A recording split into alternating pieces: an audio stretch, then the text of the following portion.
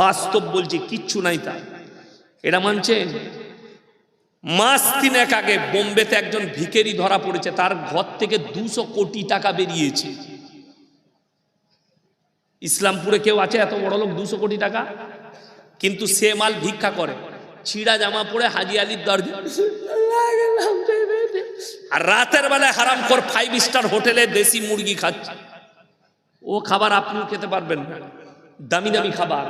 সে আবার এই মুর্শিদাবাদ, নদিয়া, বর্ধমান, বাঁকুড়া, পুরুলিয়া থেকে কন্টেকে লোক নিয়ে যায়।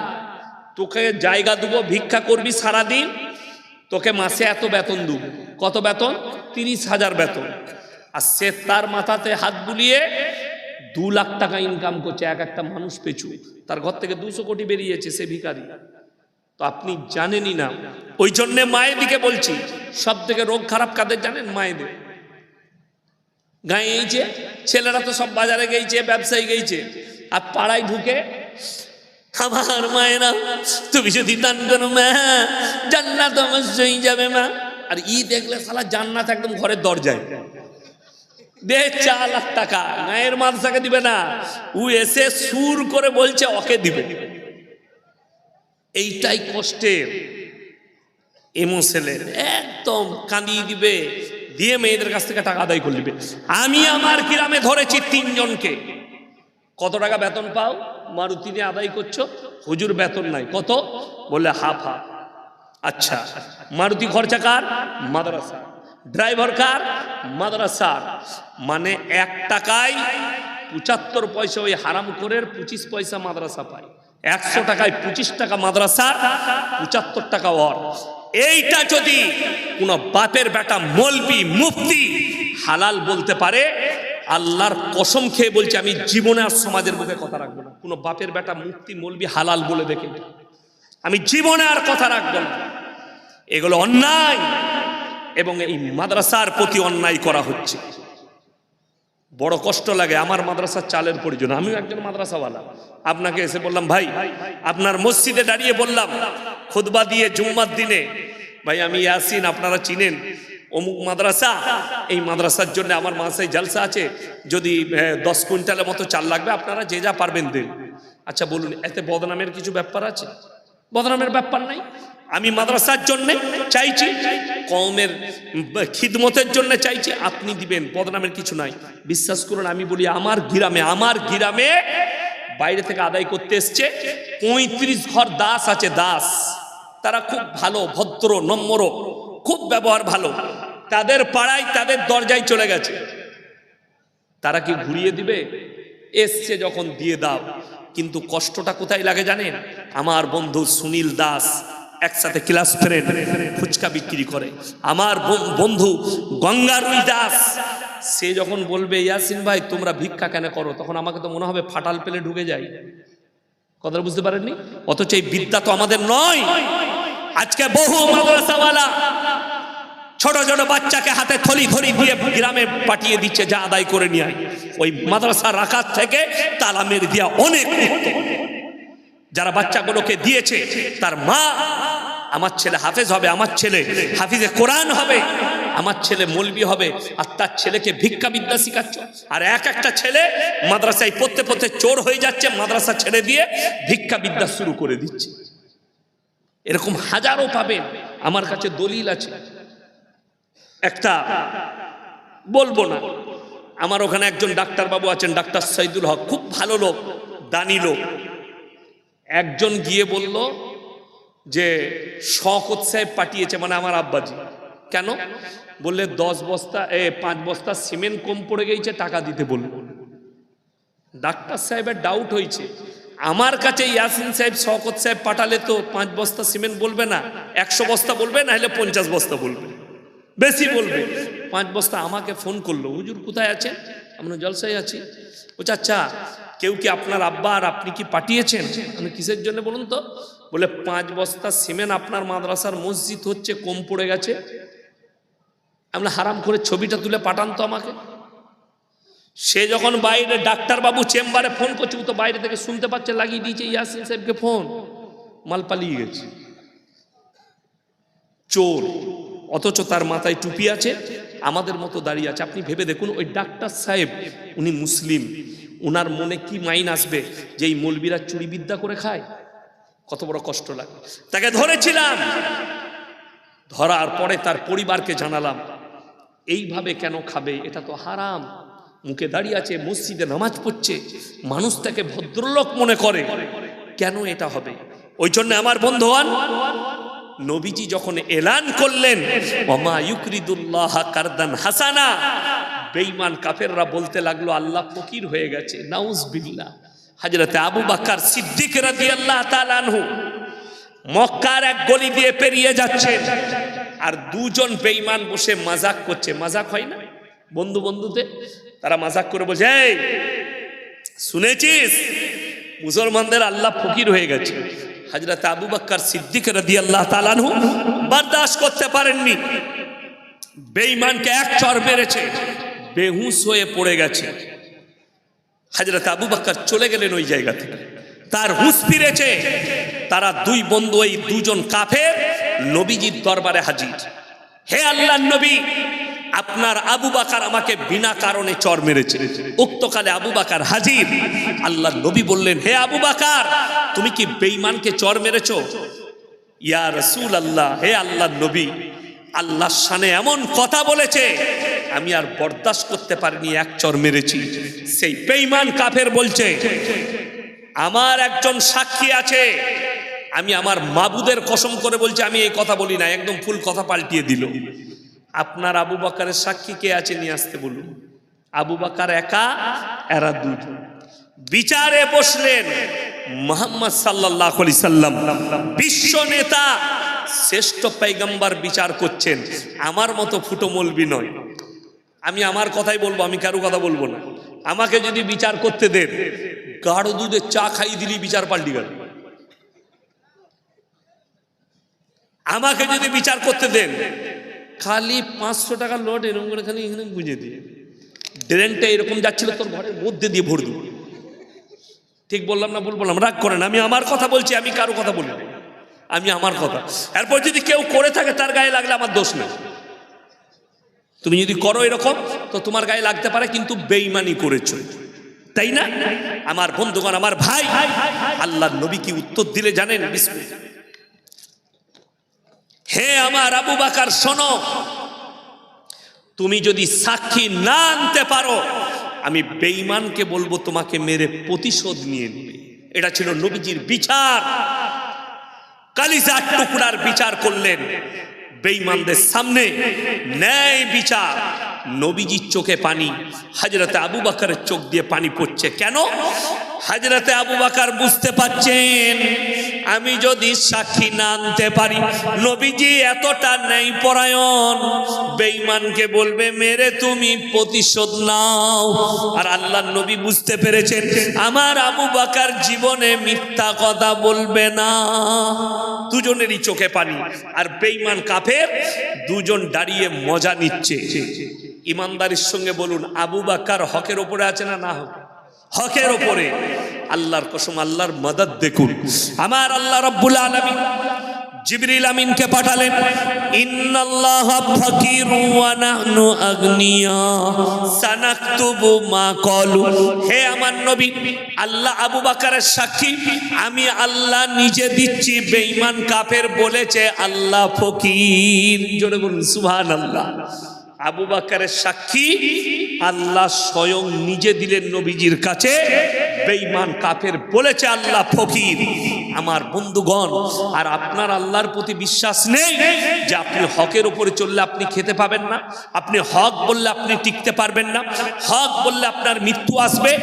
আল্লাহর কসম করে বলছি, মৃত্যুকে মহব্বত করুন, কিন্তু বেঈমানিকে মহব্বত করবেন না। পরকালকে মহব্বত করুন। দুনিয়া সম্পর্কে কোরআনে আছে, ওয়ামাল হায়াতুদ দুনিয়া ইল্লা মাতাউল গুরুর। এই দুনিয়ার জীবনটা তোমাদের জন্য সম্পূর্ণ ধোঁকা। আপনি যতক্ষণ বেঁচে আছেন, আপনি ভেবে দেখুন তো, আমি প্রথমেই বলেছি, রূহটা আল্লাহর আর আমলটা আমাদের। আর এই শরীরটা পোকামাকড়ের। যারা হারাম খাচ্ছেন, যারা সুদের ওপরে টিকে আছেন, যারা গাঁজার ওপরে টিকে আছেন, যারা মদ ব্যবসার ওপরে টিকে আছেন, যারা লটারি ব্যবসার ওপরে, হারাম ব্যবসার ওপরে টিকে আছেন, আর মনে করছেন আমি ভালো আছি, তুমি মরে যাওয়ার পরে আল্লাহর কসম তোমার এই শরীরটা হচ্ছে পোকামাকড়ের খাবার। জীবনে তাইলে আমার এই জীবনটার কোনো মূল্য নাই, শুধু মূল্য আছে আমার আমলটার, আমার কর্মটার। সবাই ভালো কর্ম করব, জোরে বলুন ইনশাআল্লাহ। ভালো কর্ম জানেন কি? অনুরোধ করে বলে যাচ্ছি, ভালো কর্ম হচ্ছে কোরআনের এবং রসুল সাল্লাল্লাহু আলাইহি সাল্লামের আদর্শ এবং কোরআনের হুকুম মানা। আমি কালকের জলসায় বলেছি, কালকে আমি হাওড়া ডিস্ট্রিক্টে ছিলাম। হাওড়া ডিস্ট্রিক্ট এই চাপাচ্ছি ওই চাপাতি করতে করতে আমাকে 12টা বাজে, মানে 12টার পরে আমি জলসা করি না, কি বুঝলেন তো? দেরি করলো, আমি 12:40 জলসা ছেড়ে দিয়েছি।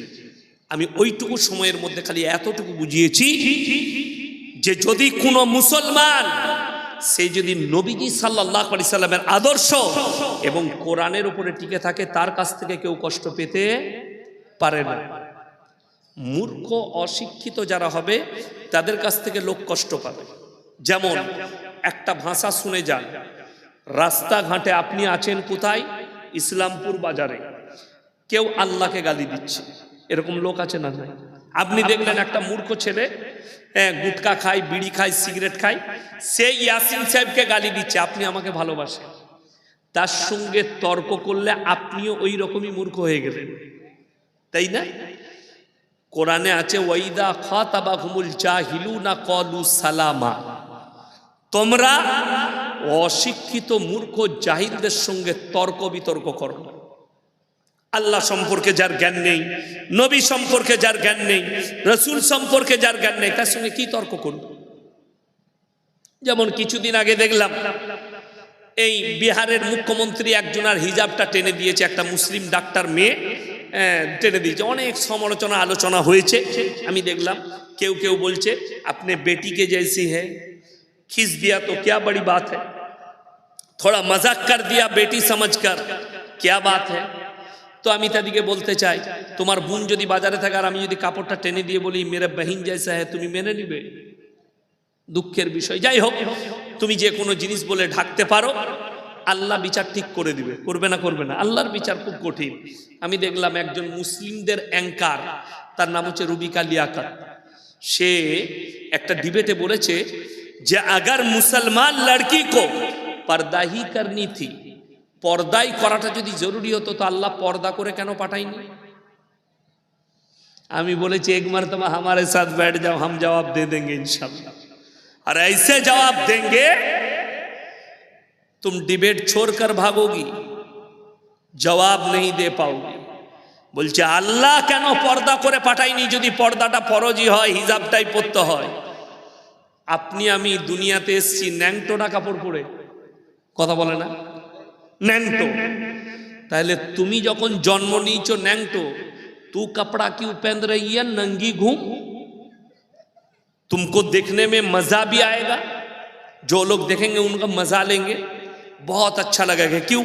तू तो नंगी आई है, তুমি তো ন্যাংটো এসছো, তাহলে কাপড় পরছো কেন? কাপড় পরাটার নাম হচ্ছে, শিক্ষিত ভাইরা শুনেলেন, কাপড় পরাটার নামই হচ্ছে মানবতা, কাপড় পরার নাম হচ্ছে সভ্যতা। যে সমস্ত শিক্ষিত গুয়ার গুমরা যারা বলছেন মৌলবীরা বাড়াবাড়ি করছে, তোমার 14 পুরুষ বাপের হিম্মত নাই, আমাদের সঙ্গে একবার ডিবেটে বসি।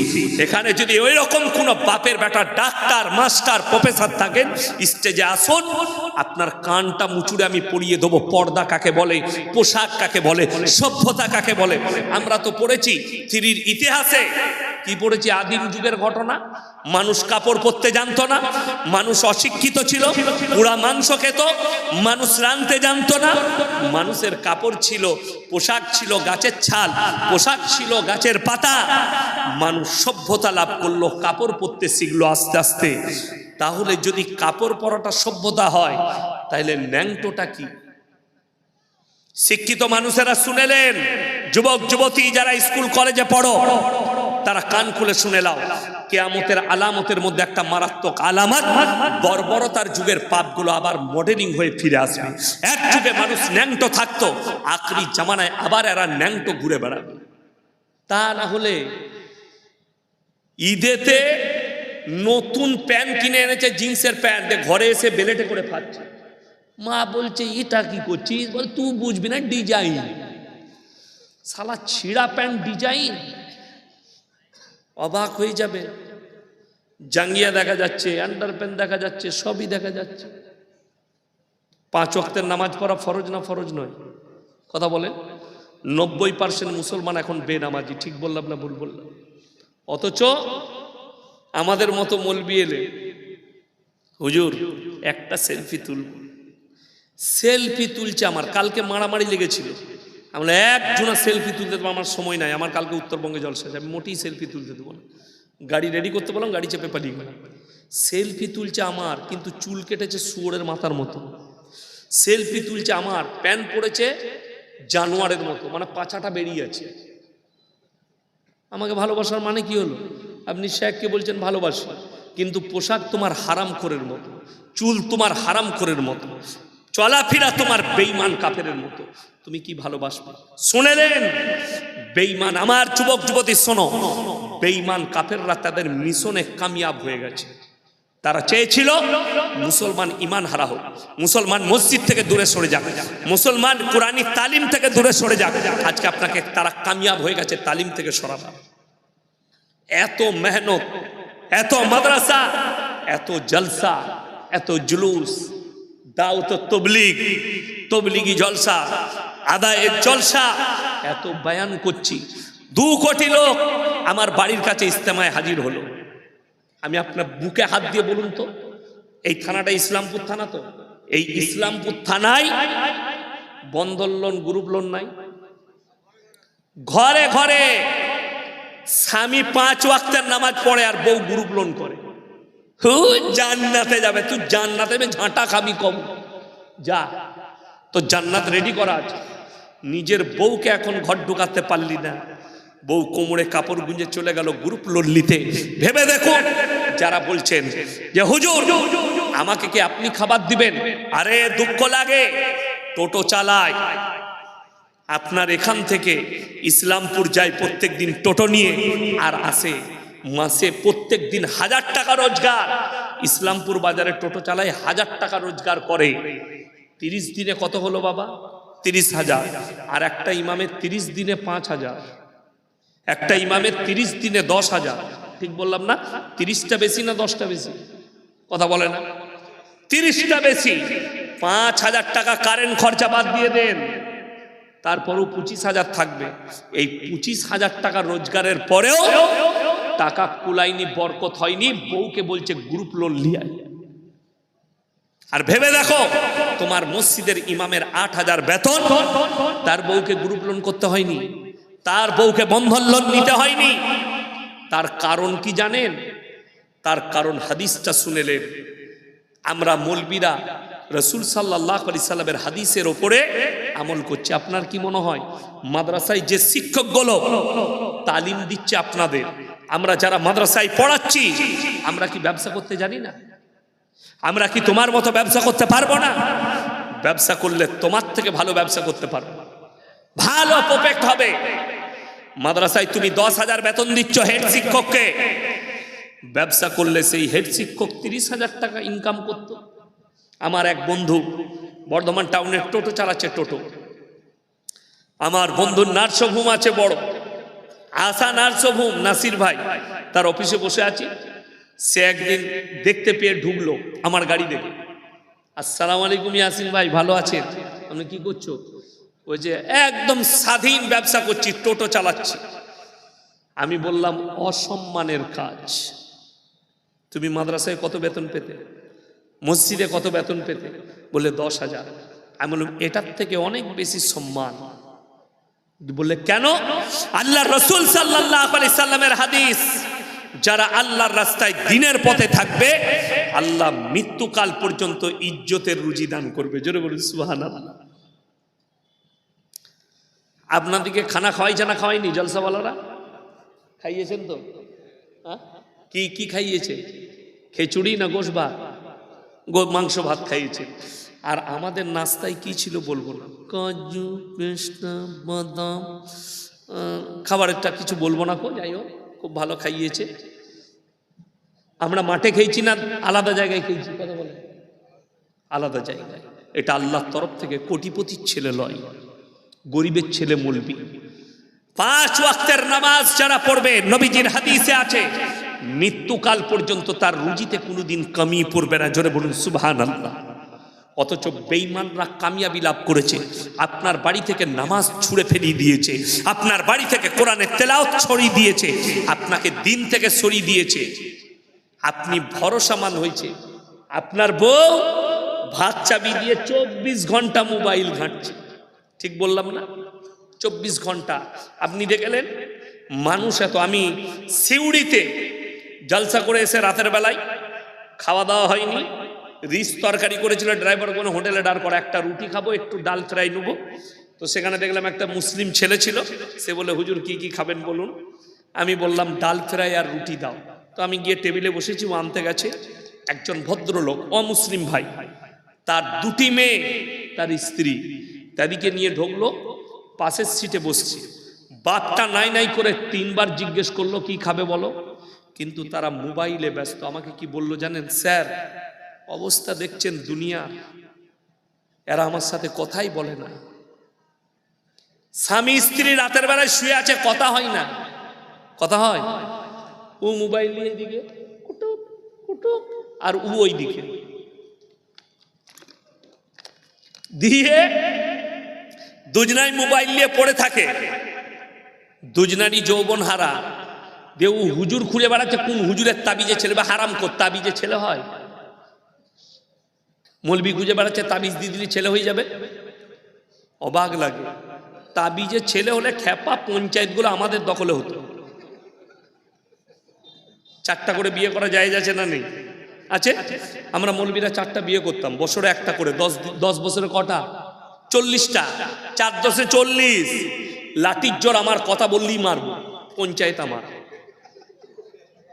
আমি ইয়াসিন, আমার 2টো বিটি, তাইলে আমি তোমাকে কি করে বেটা দেবো? কষ্টটা ওই জায়গায়। তুমি তাবিজের ওপরে নির্ভরশীল হও না, আল্লাহর ওপরে নির্ভরশীল হও। মানবতা নিয়ে এসো। মানবতা শেষ করলো মোবাইল, সভ্যতা শেষ করলো মোবাইল। কিয়ামতের ছোট ছোট আলামতগুলো প্রকাশ পেতে শুরু করে দিয়েছে।